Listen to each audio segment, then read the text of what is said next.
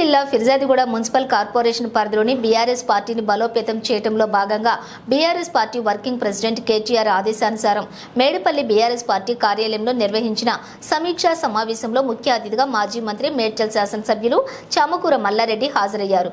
ఈ సందర్భంగా BRS party నగర నూతన అధ్యక్షుడిగా బండారి రవీందర్, ప్రధాన కార్యదర్శిగా ఎడవల్లి రఘువర్ధన్ రెడ్డి ఏకగ్రీవంగా ఎన్నుకున్నారు. అనంతరం వారికి శాలువాలతోటి సత్కరించి శుభాకాంక్షలు తెలిపారు. అధ్యక్ష కార్యదర్శులు మాట్లాడుతూ తమపై నమ్మకంతో అవకాశం కల్పించడం పట్ల సంతోషం వ్యక్తం చేస్తూ ఎమ్మెల్యే మల్లారెడ్డి, మేయర్ జక్క వెంకటరెడ్డి, కార్పొరేటర్లు, నాయకులు, పార్టీ శ్రేణులకు కృతజ్ఞతలు తెలిపారు. పార్టీని బలోపేతం చేయడంలో అందరినీ కలుపుకుని కృషి చేస్తామని తెలిపారు.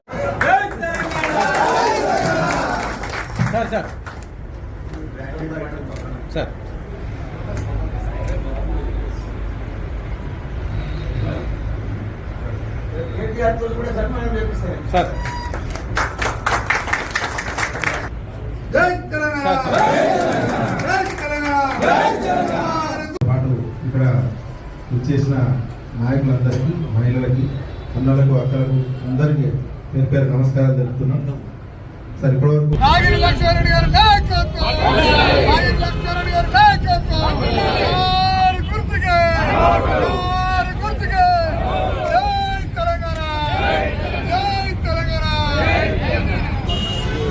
నెలలనే 100 రోజులనే కాంగ్రెస్ పార్టీ పట్టాల్సింది.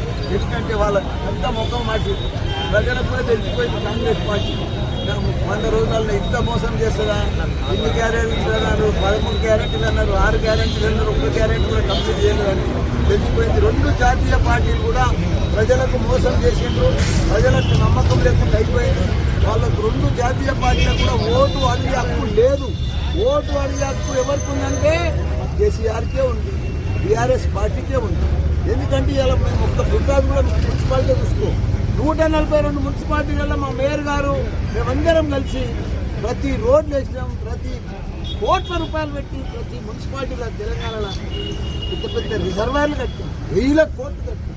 ఎక్కడ లేని విధంగా భారతదేశంలోనే ఒక చరిత్ర.